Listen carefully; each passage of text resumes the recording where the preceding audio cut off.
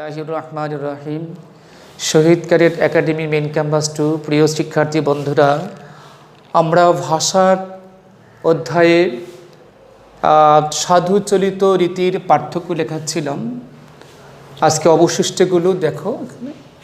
সাধুচলিত: খুঁজা খোঁজা, শুনো শোনো, বুঝা বোঝা, দিব দেব, ছিঁড়া ছেঁড়া, পুরাণ পুরনো, ভিজা ভেজা, আদরের আদরে, কার্যের কাজের, আমোদিত আমোদে আমোদে, গ্রাম্য গেয়, সিপাহী সিপাই, পহেলা পয়লা, ঝংকার ঝনঝন, কর্তা কর্তা, রত্ন রতন, তথাপি তবুও, বরঞ্চ বরং, বিয়া বিয়ে, অপেক্ষা চেয়ে, ভেষজ ঔষধ, অবতরণ নামা, যাহা যা, আজি আইজ, লক্ষ লাখ, মর্মর মর্মর। এগুলো হলো সাধু চলিত রীতির পার্থক্য। এখানে শেষ হলো। এবার কয়েকটি সংক্ষিপ্ত প্রশ্নোত্তর দেখো। সংক্ষিপ্ত প্রশ্নোত্তর: 1 নম্বরে, বাংলা ভাষার আদি উৎস কি? উত্তর: ইন্দো ইউরোপীয়। 2, ভাষার মূল উপকরণ কি? উত্তর: ধ্বনি। এখানে 1 নম্বর প্রশ্নের ভাষার আদি উৎস সম্পর্কে লেখা আছে যে ইন্দো ইউরোপীয়।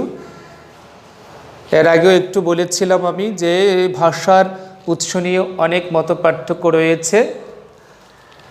পরবর্তী সময় এটা হলো আদি উৎস, কিন্তু এরপরে আবার এক ভাষায় থেকে আরেক ভাষা রূপান্তরিত হয়েছে। সেই ক্ষেত্রে ধরা হয়েছে যে বাংলা ভাষার উৎস বৈদিক ভাষা থেকে।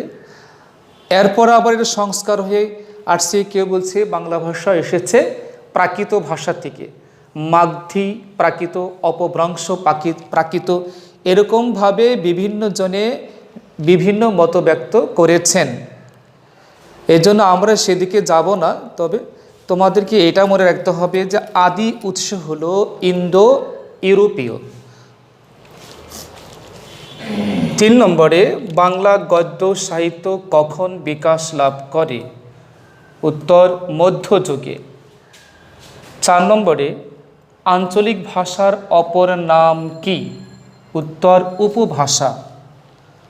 5, শবদাহস্থলে শব পোড়া ব্যবহার করলে কি দোষ ঘটে?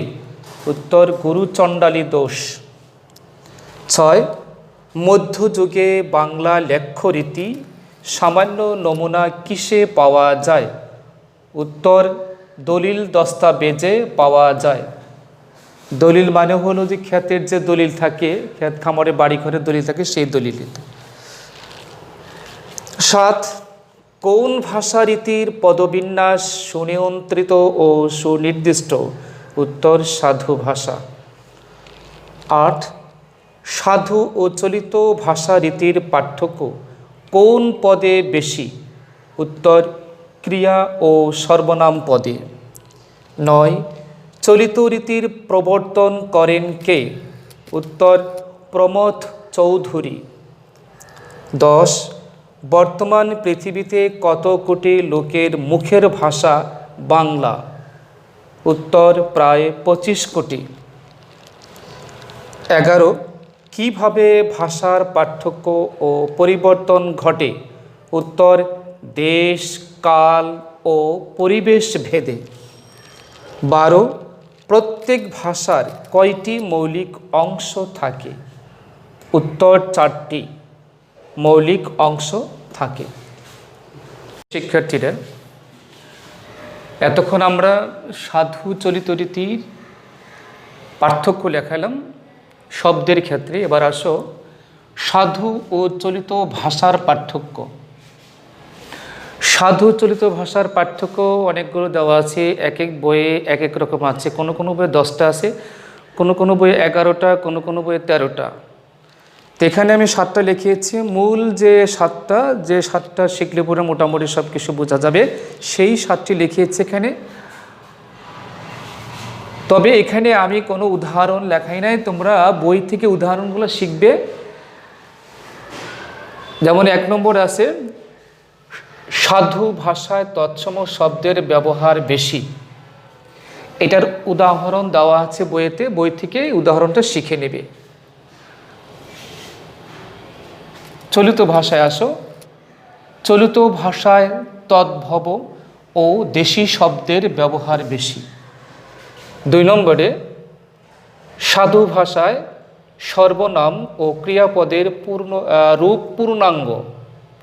এগুলোর উদাহরণ বইতে দেওয়া আছে, বই থেকে শিখে নেবে। এই পাশে আসো, চলিত ভাষায় সর্বনাম ও ক্রিয়াপদের রূপ সংক্ষিপ্ত। 3 নম্বরে, সাধু ভাষা গুরু গম্ভীর, মন্থর ও কৃত্রিম। চলিত ভাষা সহজ সরল, গতিশীল ও কৃত্রিমতা বর্জিত। এরপরে আসো 4 নম্বরে, সাধু ভাষা সাধারণ কথাবার্তা, নাটকের সংলাপ ও বক্তৃতার অনুপযোগী। চলিত ভাষা কথোপকথন, বক্তৃতা ও নাটকের সংলাপের উপযোগী। 5 নম্বরে, সাধু ভাষা অধিক ব্যাকরণ অনুসারী।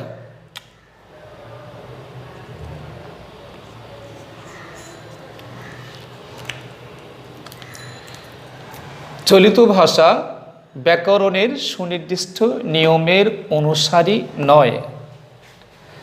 6 নম্বরে, সাধু ভাষা অপরিবর্তনশীল ও সর্বজন বোধগম্য নহে।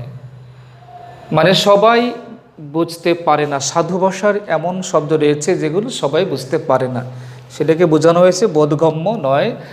চলিত ভাষা অপরিবর্তনশীল এবং সর্বজনবোধ্য। সর্বজনবোধ্য মানে সবাই বুঝতে পারে, অনুধাবন করতে পারে। 7 নম্বরে, সাধু ভাষা আভিজাত্য মণ্ডিত। চলিত ভাষা আভিজাত্যহীন। প্রিয় শিক্ষার্থী বন্ধুরা, আমরা এতক্ষণ যাবৎ ভাষার সম্পর্কে আলোচনা করলাম। ভাষা কি, ভাষা কাকে বলে, ভাষা কি এটাও লেখানো হয়েছে, ভাষা কাকে বলে সংজ্ঞা লেখানো হয়েছে। আর ভাষা সম্পর্কে সংক্ষেপে ধারণা দিয়েছি, এটার উৎস সম্পর্কে। বিভিন্ন ব্যাকরণবিদদের মধ্যে ভাষা নিয়ে মত পার্থক্য রয়েছে, সব মিলিয়ে আমরা সংক্ষিপ্ত ধারণা দিয়েছি। সাধু চলিত রীতির শব্দগুলোর পার্থক্য দেখিয়েছি। এবার আমরা কয়েকটি ভাষার পার্থক্য দেখালাম। আশা করি তোমরা এগুলো নোটাকে তৈরি করে ভালো করে পড়বে। ভালো থেকে সুস্থ থাকো, আগামী ক্লাসের প্রত্যাশায় থাকো, এই আশা ব্যক্ত রেখে আল্লাহ হাফেজ।